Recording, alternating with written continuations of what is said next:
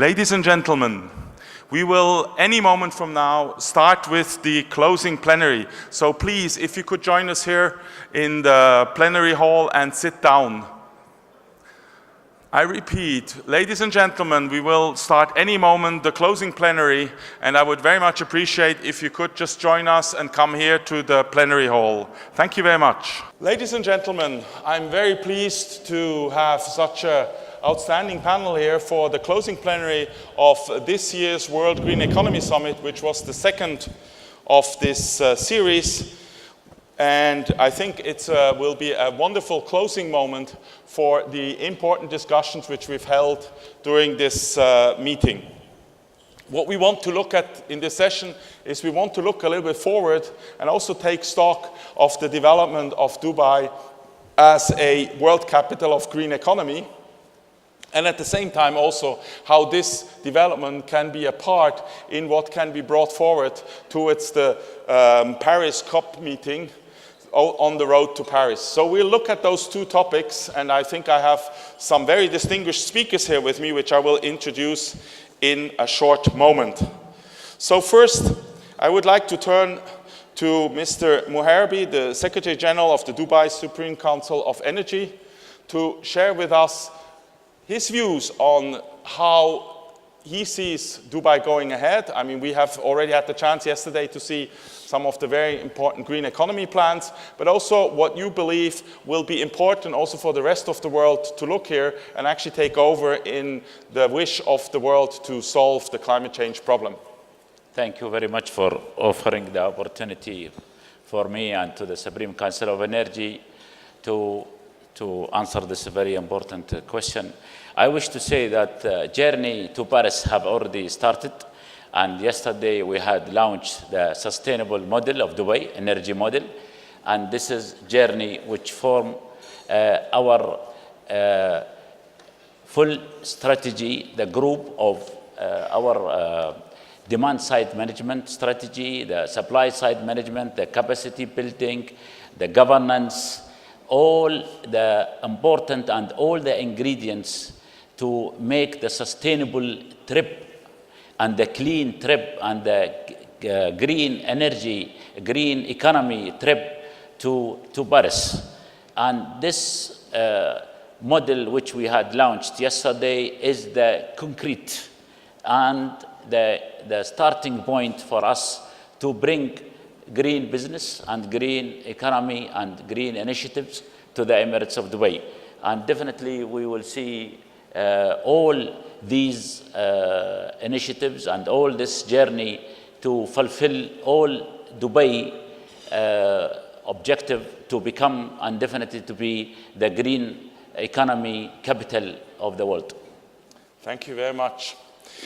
Now I would like, we've seen today the importance of having the right frameworks, the right plans from the state side, but we've also seen that in this development towards green economy, cities are going to play a crucial role. And so I'm very pleased to have here with us Abdullah Rafi, Assistant Director General of the Dubai Municipality, and I would like to turn to his view on how the development also within the cities will play an important role to contribute ideas and solutions to showcase so others can learn from and hence position Dubai as a leader in that one, but also where we all of the rest of the world can take stock to actually learn what we could do more or different to approach the target to combat climate change. Good afternoon. Yeah, I think what we'll do in the future is the continuation of what we have proven already we are good at. We have the vision, we have the visionary leadership, we built good governance, and we set up strategies. There's the Dubai Strategy 2021 and the Dubai Integrated Energy Strategy 2030. For the Dubai 2021, it is the smart city concept that we are building here in Dubai, and we are really planning that at the moment in Dubai Municipality. And for the DICE 2030, We already, on the demand side, started 8 initiatives, and the ball is rolling. The 8 initiatives did not stay at any theoretical stage. It's all practical, and it's applied. The green building regulations became a regulation a year ago. We just launched the green concrete, and today for this event, we are announcing our desert rose, which is a totally green, smart city that will be built from scratch. It will hold 160,000 people, 120,000 locals, and 40,000 expatriates. The city will be built totally on a zero emission, zero energy curve. And it will have a lot of renewable energy gadgets in it.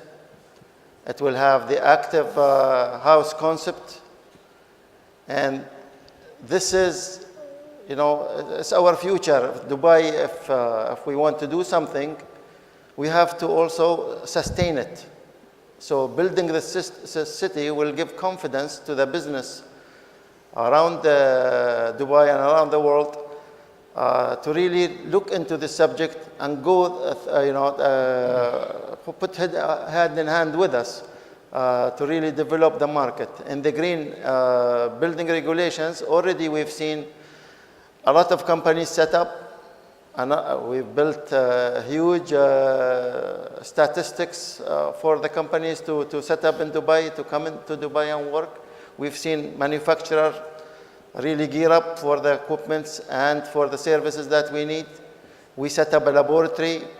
So everything, all the infrastructure that we need to develop a real good green economy and develop Dubai as a green hub is there. And the sustainability with the desert rose is just one example is there. And so there will be so many launches in the future. Thank you very much. Now, we've heard the global strategy, we heard the strategy implemented by the city, the municipality of Dubai, but we should not forget there is also the business world. And I'm very pleased to have here Gerald Lawless, the president and CEO of the Jumeirah Group, because I think tourism is an important part of business here in Dubai. There are many other important parts, and I think it's important also to learn a little bit what are the plans from this side in order to support these different strategies which are developed by the state and the municipality to actually also create green businesses and also push this green business development forward. No, absolutely, Andre. I think there's huge opportunity for us in the hospitality business and tourism business here in Dubai to continue to partner as closely as we do with the municipality, with the authorities, with DEWA, to ensure that we have the best practice possible. And we have been working together for a number of years. In fact, with our grey water consumption, which we use, all the recycled water that we use for the irrigation of our landscaping around our extensive areas, particularly in Medina Jumeirah and Jumeirah Beach Hotel, we used up to 90 million litres last year of grey water. So if you think that actually saved 90 million litres of normal water, so it's been a great achievement, I think, for us to be able to link into the city loop that has been provided to ensure that this is available. And actually our guests are also extremely conscious nowadays of the need to conserve and to be energy-wise. And in the Burj Al Arab alone, we have transferred, I think, all of the lighting virtually in the hotel to LED, to LED lighting, which we believe will save us at least 20% in terms of consumption. But on top of that, of course, it saves us a lot of money in terms of replacing of lights because they last so much longer. And just a few days ago, Jumeirah signed with a company, I think from Ireland, which I'm happy to say, the closed-loop glass bottling system, glass bottle recycling system, which means that all of our glass bottles in Medina Jumeirah will now go straight into these machines that crush the glass. Then the glass is given over to be made again into bottles, but of course that actual new manufacturing system uses an awful lot less energy than doing it from raw material and starting from scratch.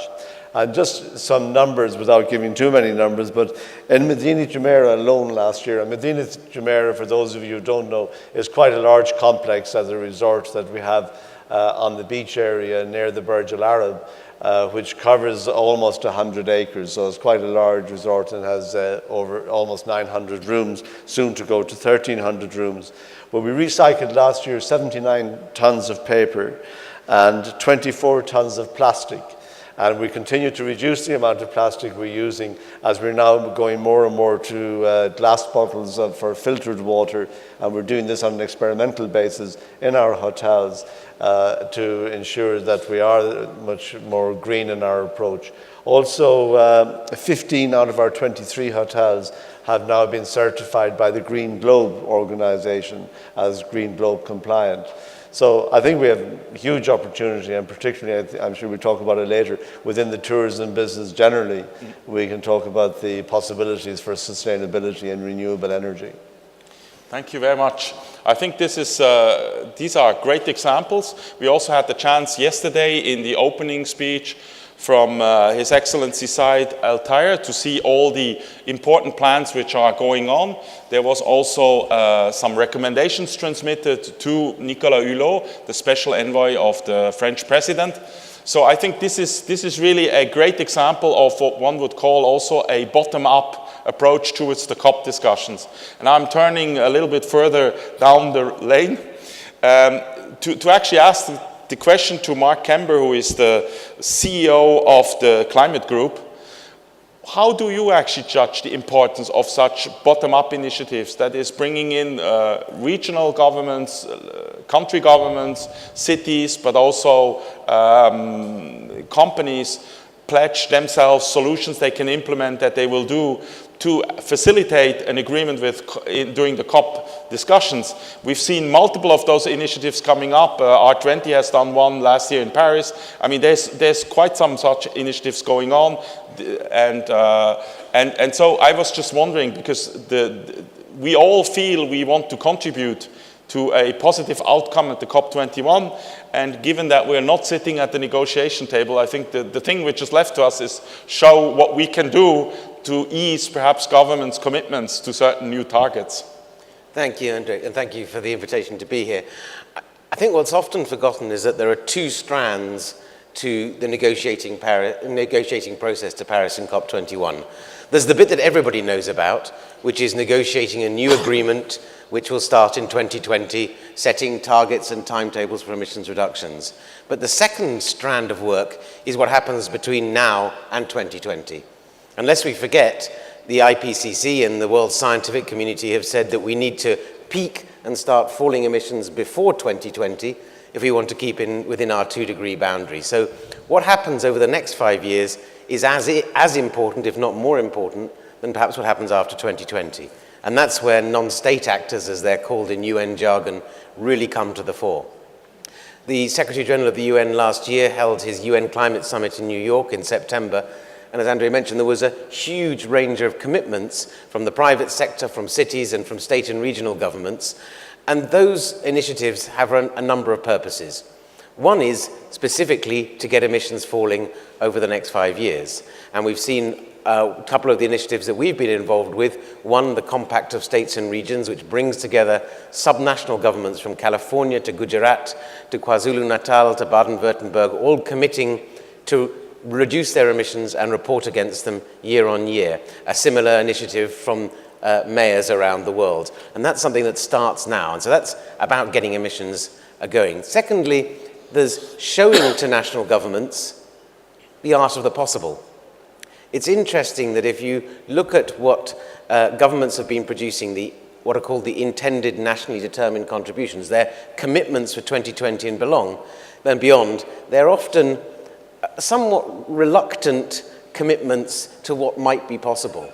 I think a much better way of looking at that is what is attractive in what is available. INDCs should be seen as investment prospectuses. How do countries attract investment? And it's interesting hearing authorities from the UAE and Dubai in particular, the incredibly ambitious and exciting plans that they have, all which will require investment. And those government policy proposals should be seen as ways to attract investment rather than grudging acceptance of what needs to be done. And that's where non-state actors can play a role, is demonstrating what is possible. A report that we've just, a briefing paper we've just published today on renewable energy in UAE, one of the things that I didn't realize that in the last 5 years, more solar power has been added than in the previous 4 decades put together. And my guess is that what's going to happen over the next 5 years from the non-state actors will be demonstrating to national governments that they are only making the first step, and huge opportunities exist, business opportunities and financial opportunities, and that's where we can all play a role. Thank you very much for those very encouraging words. Now, finally, I want to turn to Syed Akka, the representative, UAE resident representative of UNDP. UNDP, who has been actually part of this endeavor, which being the World Green Economy Summit since its inception, and we very much thank them for that, to really tell us a little bit from your point of view what these bottom-up initiatives can help and do, and perhaps also give us a little bit an outlook, and we had some discussions already on that, what we can do even further, perhaps even on the way to create new business models, new business strands, and also facilitate perhaps the access to financing for new projects. Thank you very much, Andre, and I'm quite pleased and honored to be here on behalf of UNDP in the United Nations systems in this endeavor, as you mentioned. A little bit more than 1.5 years ago, when we started this whole idea of Green Economy Summit, we said together that we don't want to do another conference, another talk show that is happening around the UAE and other countries around the world, discussing the same issues again and again. We want this World Green Economy Summit gathering and forum to be an action-oriented and practical endeavor and undertaking. And I'm quite pleased that our partners in the government of UAE, World Climate, and others have lived to this commitment, and we see a lot of practical initiatives coming out of this, and there was a report, and hopefully next year you will hear report progress on things that are happening this year. So this World Green Economy Summit is quite different from a lot of other events. This is more practical and action-oriented. As the Secretary General in the opening video mentioned that he is quite pleased that this initiative is leading to that, and he was particularly pleased to see so many private sector companies and organizations being involved in this, and also so many young people involved in this, the youth ambassadors, the carbon ambassadors involved in this. So these are quite distinct characteristics of this initiative that we believe, and that's a reality, that while the governments can do a lot on regulation, on enabling environment, if the private sector is not in this, the green economy and the climate change agenda will have a very rough road ahead. So the private sector commitment and engagement is quite key. The practical, some examples of the practical outcomes is that we are already discussing a public-private partnership platform that will link investors with entrepreneurships and with entrepreneurs and ideas around the world in poor communities, remote areas. So there will be a smart platform that investors will see ideas from remote villages in Mozambique or in Guatemala and see how they can finance that. So this is, I think, quite revolutionary to broaden the prospects and the role of stakeholders. The carbon ambassadors you saw, and I'm quite pleased that His Highness Sheikh Ahmed bin Saeed Al Maktoum announced to double the number of carbon ambassadors for this year. This is a very practical commitment and leadership. We heard during the summit that while UAE is a good example, there is global lack of leadership in green economy and also in climate change. In UAE, we see the example of commitment and leadership, so we want to see this sort of be transmitted to other countries. There are other good examples, but not many of them. This year's Green Economy Summit is happening in a year which is quite critical for the global community. We are having, in a month and a half time in Addis Ababa, the Financing for Development Mechanisms conference, where global leaders will come and discuss. It's not a pledging conference, so don't be afraid to go, because they are not after checks, but it's the mechanisms, what mechanisms we use to finance development. Then in September comes the Sustainable Development Goals, which is very critical, and climate change is one of them. So the Green Economy Summit and your ideas and input to the Sustainable Development Goals agenda in September in New York is quite critical. And then after that comes December, Paris. I think Paris is a defining moment, as we heard in the opening session from the representative of the French president, that we are, the humanity is in a crossroad. We make the right choice or we make the wrong choice. And I believe we are on the way, and I hope with the support of the private sector, we make the right choice for Paris.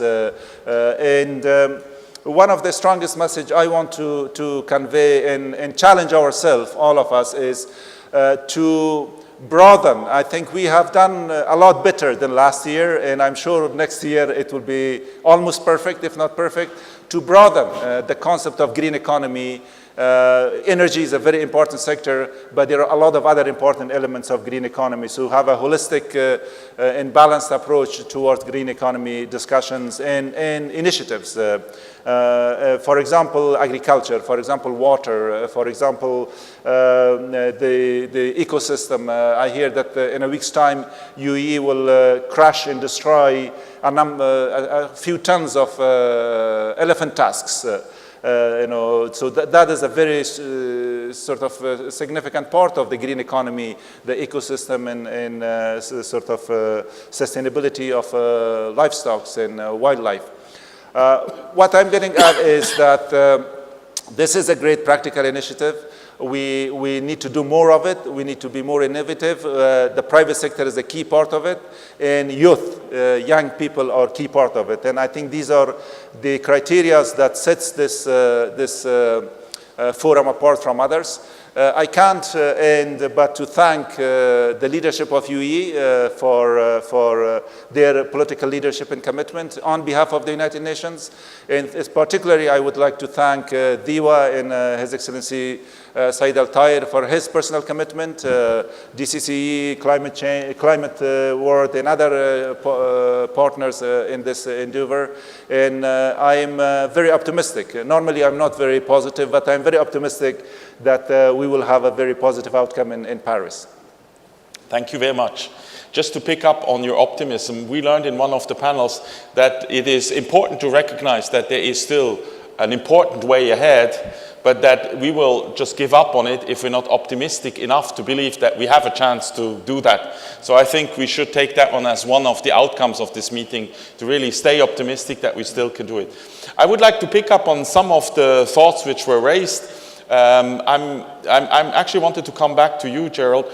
I mean, you said, you are doing lots of initiatives here in the Jumeirah group, but I think the importance will also be that those things get shared and replicated throughout the world. So perhaps you can share some ideas of your collaboration on the worldwide level, also with the World Tourism Organization, on how the experiences which are developed here can be run in other regions, or vice versa. Good ideas from other regions can come here.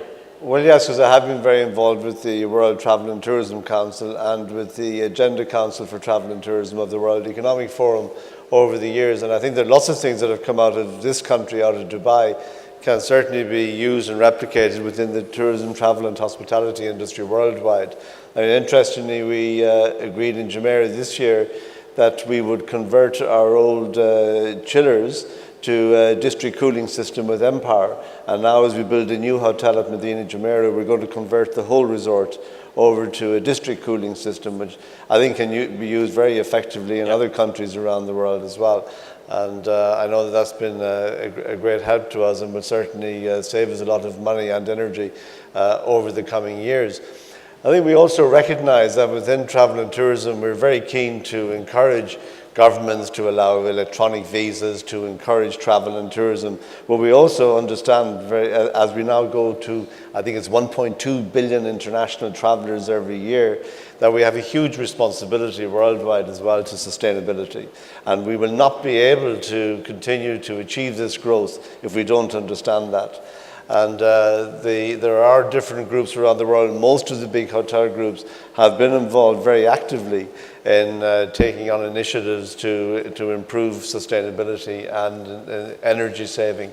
And even to the point, another example that we have here is the whole sustainability of marine life, which mightn't be quite what we're talking about here, but is very relevant as well. Again, within Jumeirah, we've had what we call a turtle rehabilitation program that's been going on now for a number of years, where we've actually, with the Dubai Turtle Rehabilitation Group, we've actually saved about 700 turtles that have been rescued, who've been sick or damaged in the Gulf.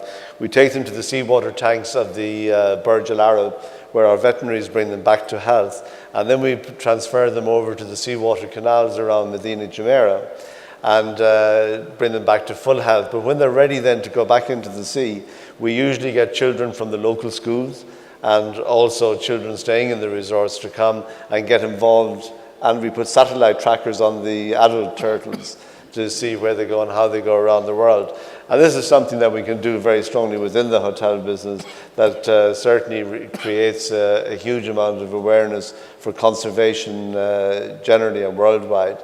The thing we're doing with the Green Globe organization means that a lot of other hotel companies are also applying the same, also with the LEED building and now with the green hotel system that's been developed in Dubai. I think it will be very effective for us in the future. The other side that I see of sustainability and doing the right thing as far as energy and everything is concerned is that sustainability is all about social benefits as well. And I think the social benefits of travel and tourism should be recognized. For example, if we do a resort in, say, a remote area of the island of Bali, like Ubud, we always work towards trying to keep the local community involved, to try to educate the community and train the community before we open a hotel to ensure that these people will be employable within the organization, within the hotel. So instead of having to drift to the cities, they can stay within their home community and have a much better quality of life and life within working within a hotel in their local area. I don't know if that's what you were alluding to. But I think it's a good proof. I mean, one of the outcomes, and at the end of this session I will share some of the outcomes which we have collected of this meeting, is really that we need much more be collaborative, share experiences. I mean, the worst thing we can do is reinvent the wheel 10 times over and not profit from negative experiences or positive experiences from other places, even if that doesn't mean that one solution fits everywhere. That's certainly not the case either. Well, I just want to say, within the World Economic Forum, on the Agendas Council that I serve on, we have taken very much our agenda items for the next 2 years are very much about trying to facilitate travel through the issuing of visas on a logical, electronic, high security basis, making it easy for people to travel. And also sustainability is up there equally with trying to increase the number of people traveling. And I think it plays well into the fact that the World Expo in 2020 will come to Dubai. And I think it will certainly be important also to showcase that your tourism industry here in Dubai is really up to this standard and is really fully attuned to the challenges and the attention sustainability needs to get. And it is recognized by the government as being one of the pillars of the economy. So we really look forward to development in that area. Great.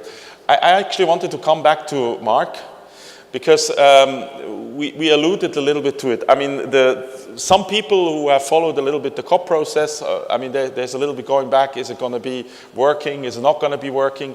I want to come back to what can we actually do more than what we're doing here to actually entice our governments, but also the other governments, to really be a little bit more brave, to say it this way, and understand that they might take commitments which we can actually already do if they look actually in their environment what is happening, that there is actually companies who are doing things, there are already cities who are doing it, who could actually provide them a little bit more of a stronger feeling that what they would be committing is actually quite feasible. So what can we do more? Because I must say, I'm not totally sure whether I'm at the moment that optimistic about the positive outcome of the Paris COP meeting, and I think it would be a great signal that there is a positive outcome, also to show that this bottom-up effort makes sense and needs to be pursued, because I totally agree with you.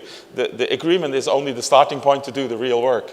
Well, I mean, part of the process leading up to the COP, as I mentioned, is countries releasing their commitments, their INDCs. 34 have done that already. 32 industrialized countries and 2 developing countries, Mexico and Gabon. What that means is there are still another 160 or so countries yet to present their INDCs. What we've seen is that countries take very different approaches in how they deliver that. I'm very heartened to see, for example, in Peru and Chile, that they're having wide participation from the private sector, thinking about what does the private sector need to be able to invest in terms of policies, in terms of incentives, and in terms of broader investment frameworks. And I think that's one thing that we can all do, is work with our governments, or if we are governments, encourage the participation of the private sector to understand what is the art of the possible. And that's something over the next 3 and 6 months is going to be really crucial, because governments will commit to things that they believe they can achieve, not things they can't achieve. And so it's our role, all of us here who are demonstrating remarkable successes, remarkable achievements, to put that into the hands of the policymakers and negotiators. Let's not forget that negotiators pass around the world from one closed room to another and have very little experience of what's going out in the real world, so to speak. So if they hear what can be done in hotels, what can be done in cities, what can be done in the renewable power industry, they will learn from that and take that on board. And I think that's why it's important not to talk, and I very much agree with my friend from the UNDP, it's about action. Yeah. And one of the things we've seen, and we hope to encourage over the next 6 months, is commitments by the private sector to the same sort of targets they want the governments to host to. So one example in this report I mentioned is companies. We've now already worked with 18 companies who are committing to be 100% renewable powered. Why is that important? Well, it drives demand, but RE100 also shows governments that there's real corporate appetite. They're not fighting against the companies, but the companies are supportive. And I think it's that push, demonstrating the opportunity, will encourage governments to go beyond where they might otherwise feel comfortable being. Thank you.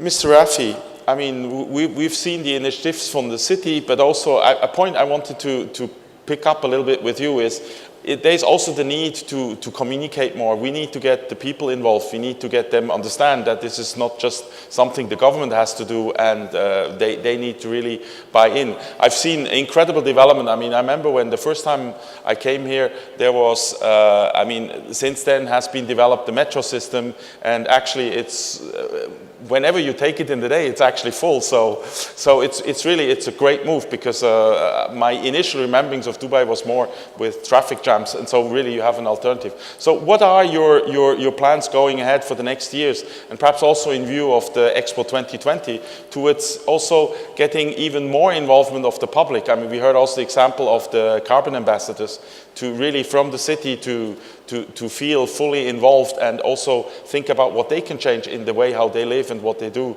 to support this effort. Yeah, I think with the future cities, the smart cities, it's the public-private sector cooperation, and it's the public cooperation that we seek. The big data, the open data issues are all has to do with people.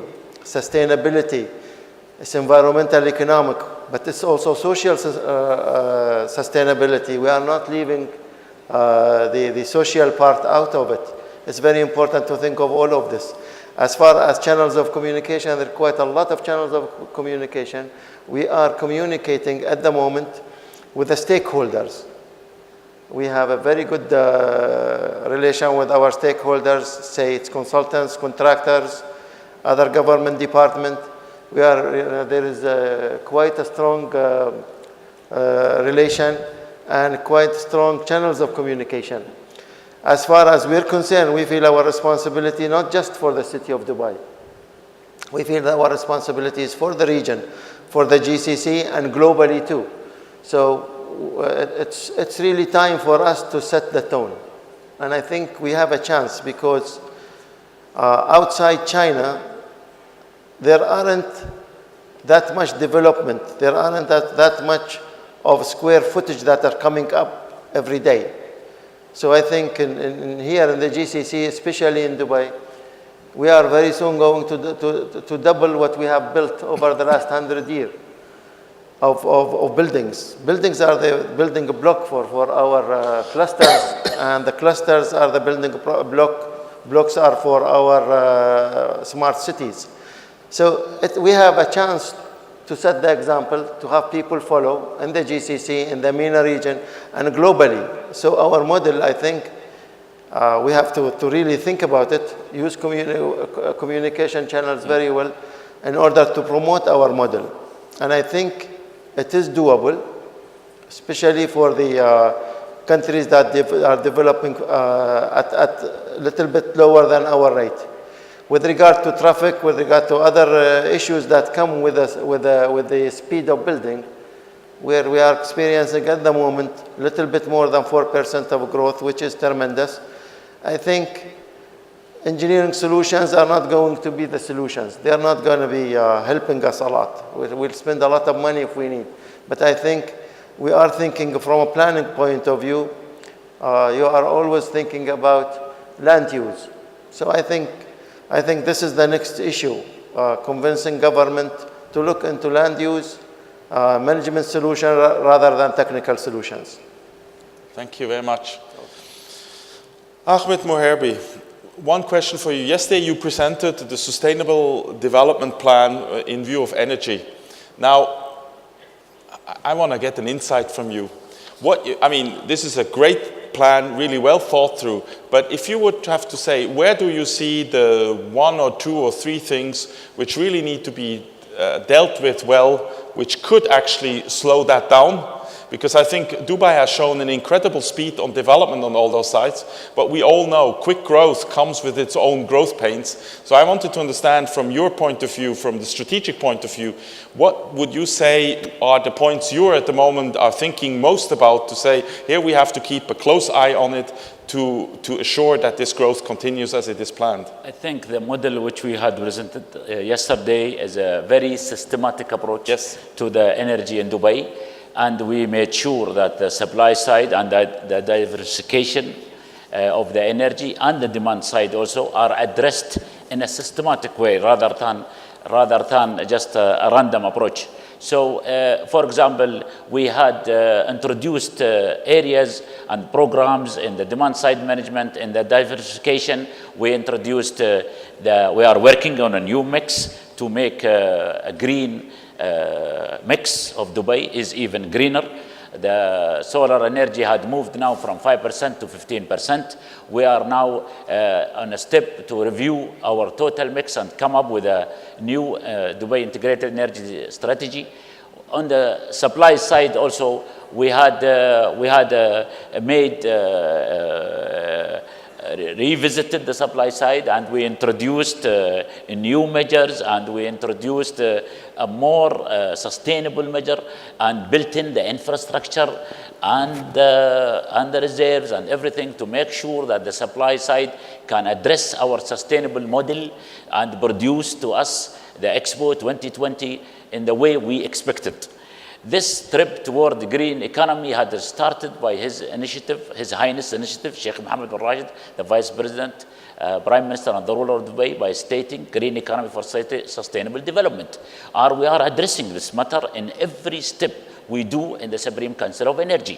And we depend heavily on our stakeholders. Now, this is one thing said. The next thing which is important is the private-public partnership, which we had launched under the Dubai Green Economy Partnership.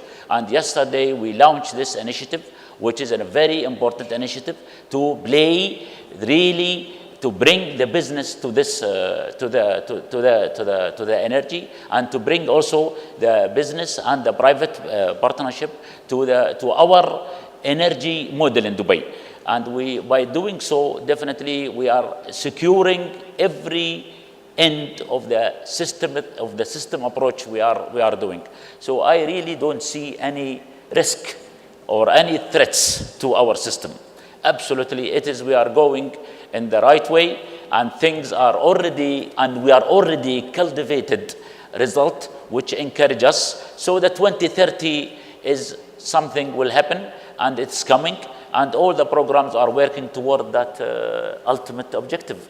And we are very pleased with the result till now, and we will continue, and we look forward definitely to the private sector to support us. We look forward also to our stakeholder in the Supreme Council of Energy, and also for the international world.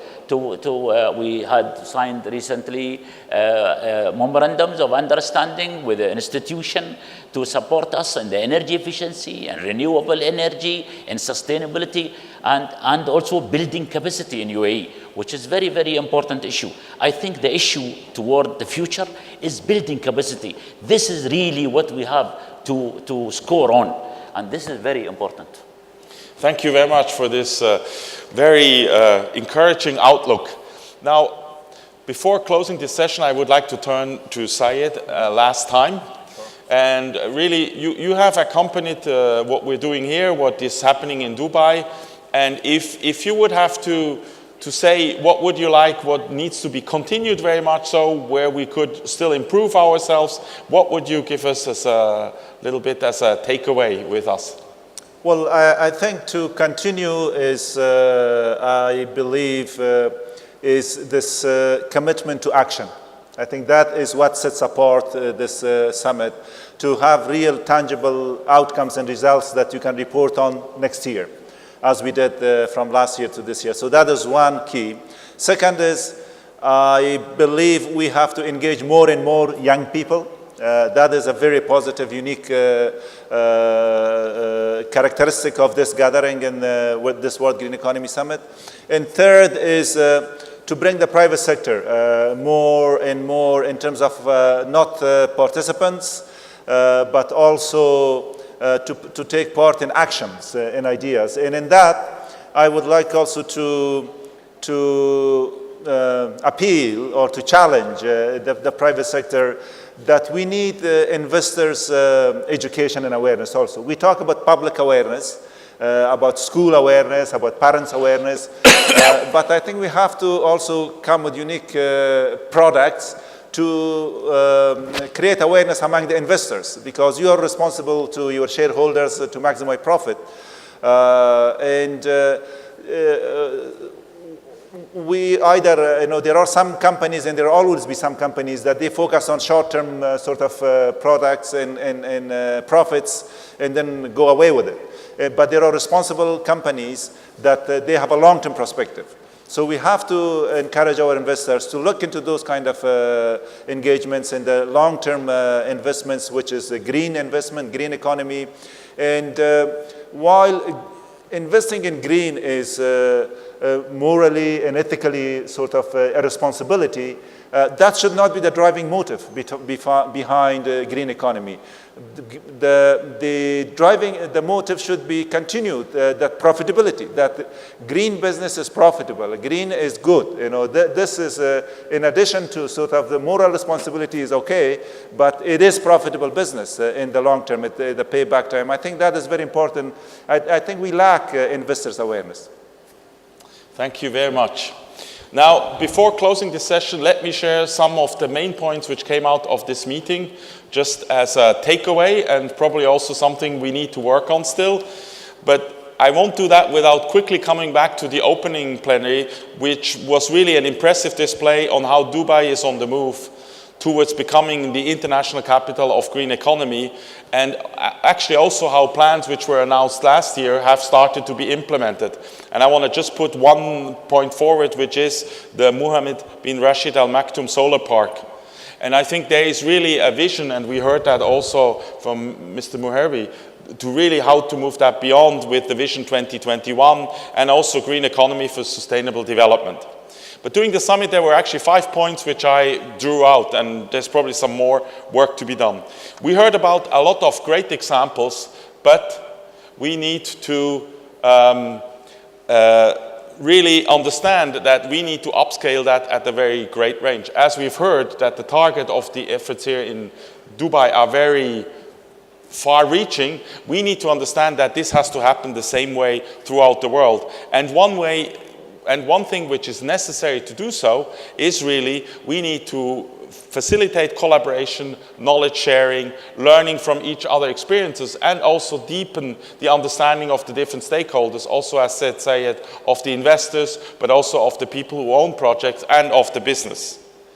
We also heard when we talk about green economy, we cannot just, we need to talk about renewable energy and energy efficiency, but we need to look at all the topics. There is much more. There is water management to look at, and conservation, transportation, waste management, agriculture. So we really need to work on keeping in mind that green economy covers quite a vast territory, which we need to keep in looking at. We also have heard, and it has been clear, and I think that proves also that we're on the right line, that upscaling, this massive upscaling, will need public-private partnerships, because it's not possible with the current setups to be able to do everything just simply like that. In some situations it's possible, but not all of them. And it is really important that successful PPPs like they have happened here in Dubai and also otherwise are really used to transfer their ideas into other PPPs. And we've seen that the most successful ones are at the moment in the energy sector. So there's also a need to really work on transferring them in the other sectors. Then we've talked a lot about financing, about innovation in financing. And I think what came out is that at the end, it's not about the financing tools itself. We have but it's the way how we finance projects. We need to bring in diversification of financing options and institutions for green projects. We need to have better risk understanding and management. And also, we really need not to want to create yet another financial mechanism, but really we need to rethink how we finance projects, at what stage, that we might need some financing for building it, then later on we can actually do debt financing or bonds. So I think that was a very strong outcome, and I think we have we can still very well work on it. And finally, as we heard, it's very important to understand how important the role of cities is. And we need to foster places where cities can get together, to collaborate, to exchange experiences, have those who have done things, have others learn from it. So, and for us it is very clear when we go ahead with the World Green Economy Summit, we have to move forward and really take that in account. So we've heard also we're on the way to Paris, and for us it's very important to carry that forward, like this support from was done through His Excellency Al Tayer to the French government of outcomes to really do that. And we also will be doing the COP meeting there together with partners like Sustainia, Vestas, Alstom in Paris, and also naturally together with our friends here from Dubai. And so I'm actually saying to all of you, au revoir in Paris, because I think this will be an important moment, just also to be there to talk about what has been done. Now, I also want to thank you all for the contribution. I want to thank DIWA and His Excellency Al Tayer for the great support and the great collaboration we had. And before inviting him to come to the stage, I would like to actually turn to Syed Akka, who wants actually to give to His Excellency Al Tayer a special recognition from the UNDP for the great efforts done by him. So please. Thank you. If I may invite His Excellency Dr. Syed Al Tayer on the stage for the efforts and leadership he has shown, not only in the last 2 years, but in many years in this era of leadership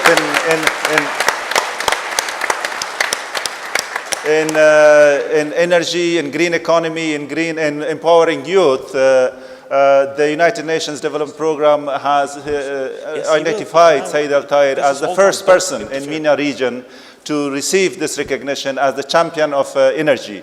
So I would like to bestow this to Mr. Syed Al Tayer. So the first person in MENA region, the champion of energy. Mabruk. Thank you very much. إعلان دبي 2015.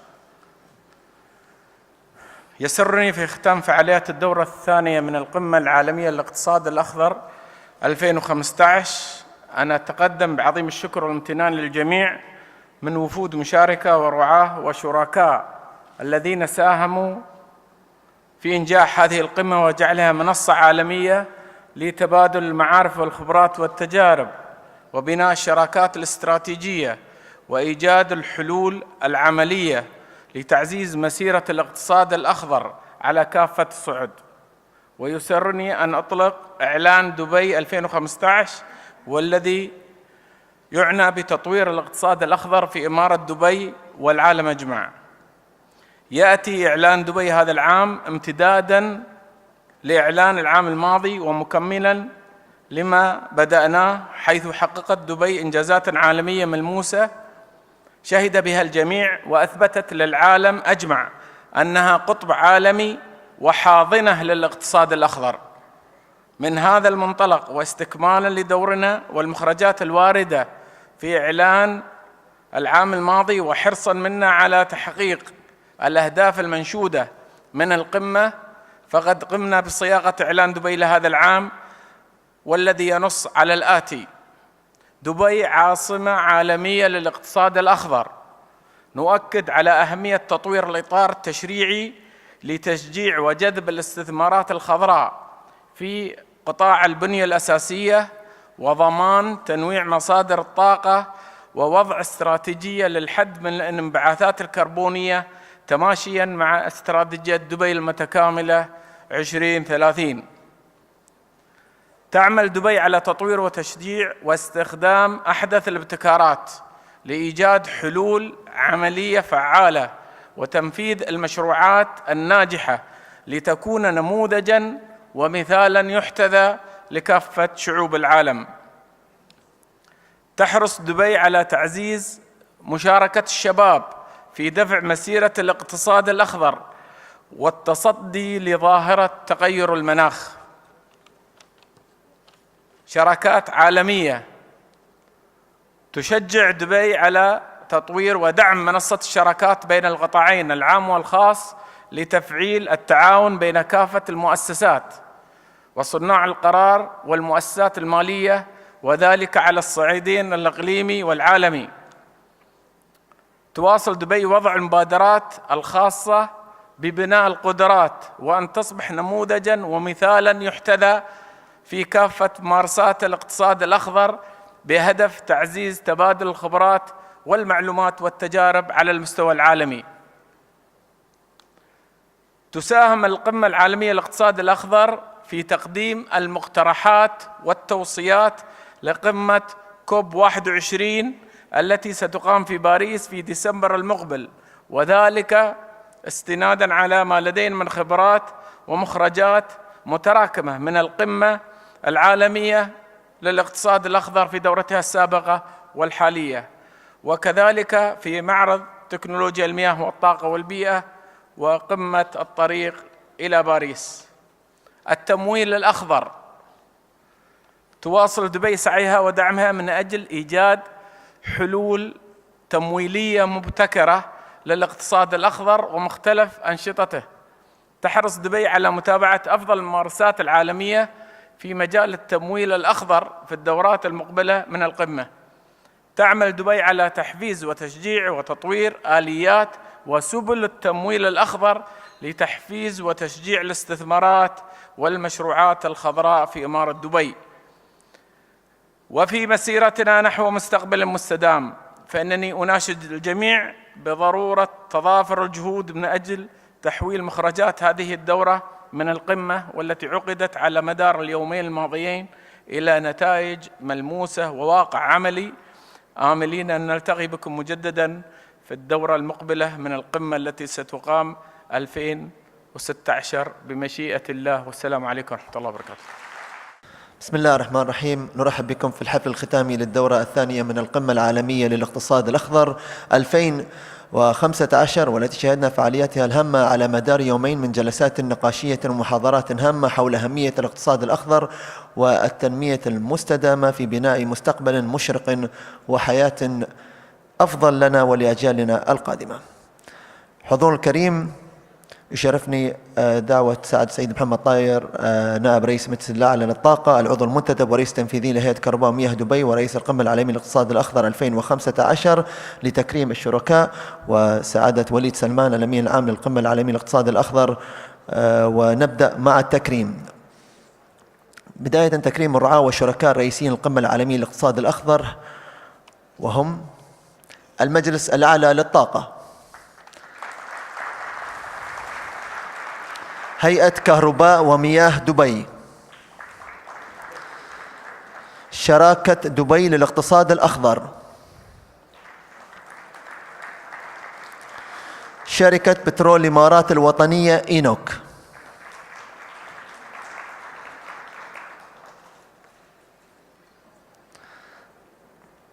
الإمارات العالمية للألمنيوم EGA، بنك أبو ظبي التجاري، مصرف أبو ظبي الإسلامي، بنك HSBC، مؤسسة الإمارات لأنظمة التبريد المركزي إمباور، بنك دبي الإسلامي،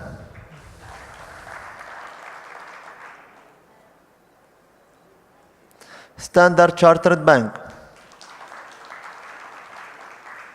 سيتي جروب بنك، دائرة السياحة والتسويق التجاري بدبي، بنك الفجيرة الوطني، بنك سوسيتي جنرال، بنك انتيسا ساو باولو العالمي، بنك الإمارات دبي الوطني، هيئة دبي للتجهيزات، دوبال القابضة، الصكوك الوطنية،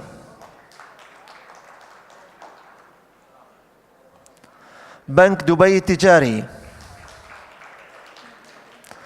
بنك UBL، بنك ICBC. ونتقدم بالشكر للرعاة الرئيسيين للقمة.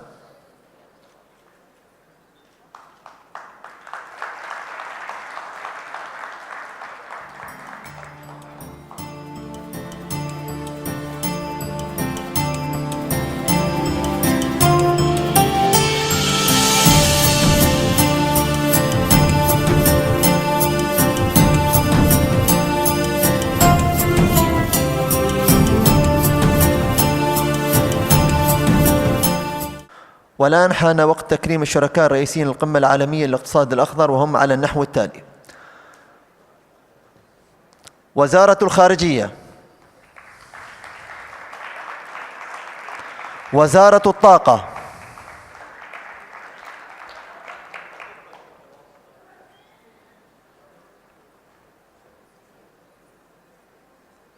وزارة البيئة والمياه، دبي الذكية، برنامج الأمم المتحدة الإنمائي،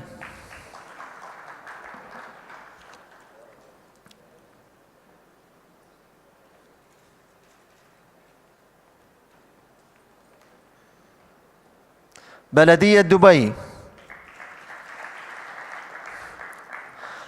الوكالة الدولية للطاقة المتجددة إيرينا،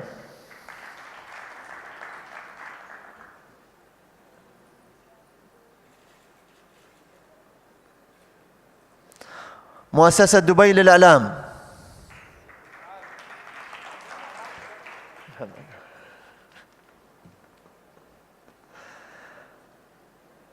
صندوق الحياة البرية،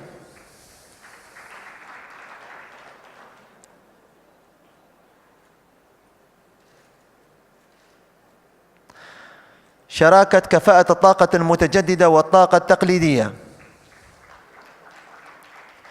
State of Green، شركة كلين، جميرة جروب، جمعية ميسيا،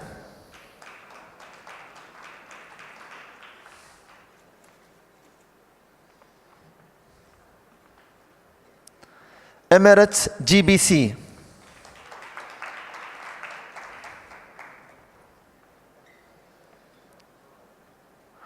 مركز المدن أو مركز البيئة للمدن العربية،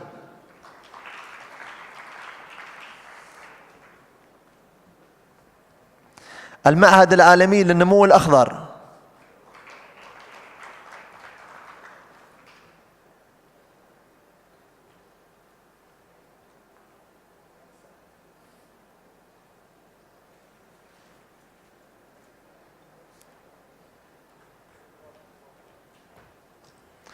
مجموعة الإمارات للبيئة،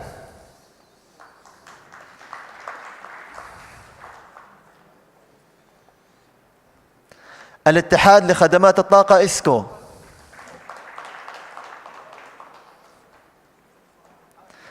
مركز دبي المتميز لضبط الكربون،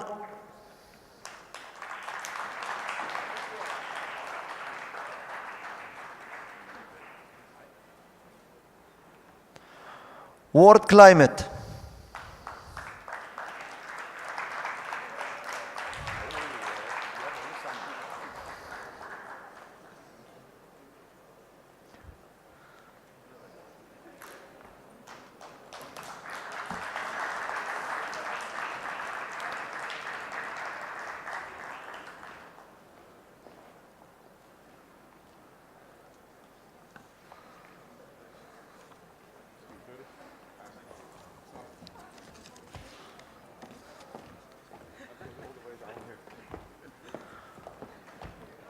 والآن صورة تذكارية لسعادة السيد محمد طاير مع الرعاة الرئيسيين القمة الاقتصادي أو الاقتصاد الأخضر.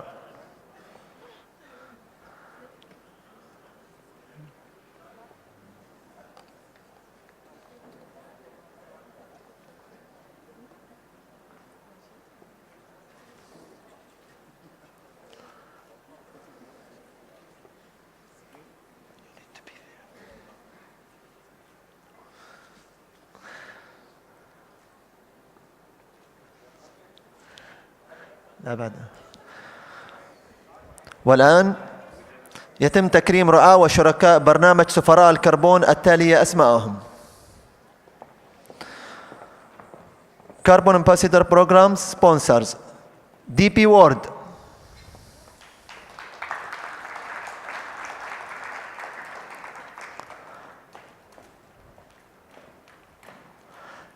Advanced Materials,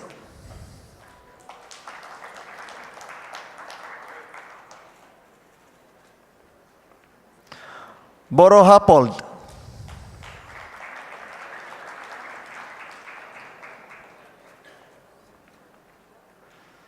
CH2M Hell,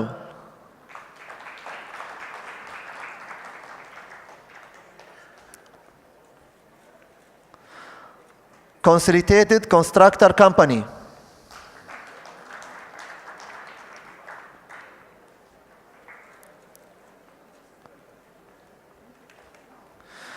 Gulf Innovated Visionary Enterprise,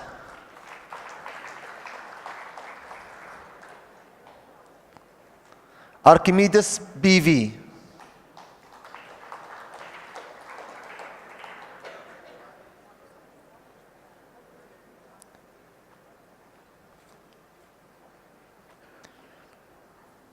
International Humanitarian City,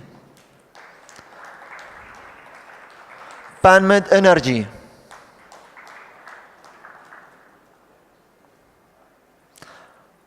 Astra in Nigeria, Studio Costa,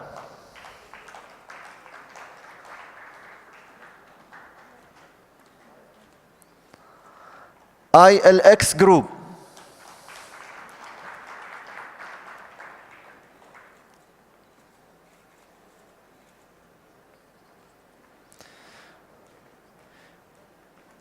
now Carbon Ambassador Program Monitors, Graham Lazy Sims, Graham Lazy Sims, فهيد فتوحي، ريتشارد برات،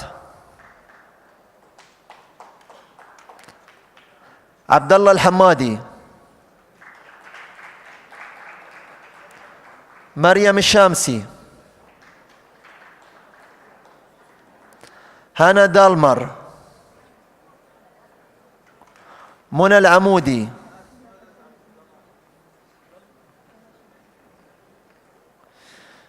جيمس جيرنال،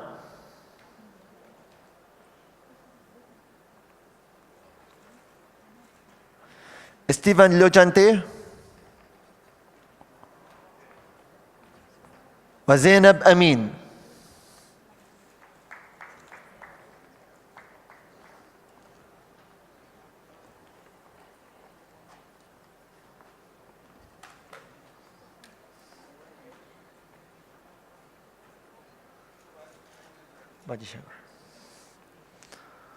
والآن صورة تذكارية مع سعادة السيد محمد الطاير. وأخيرا وليس آخرا، تكريم فرق العمل للقمة العالمية للاقتصاد الأخضر. فريق الخدمات اللوجستية،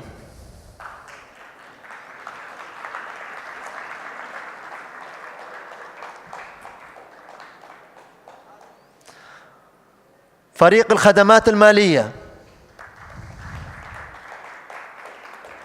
فريق الإعلام والإدارة العامة،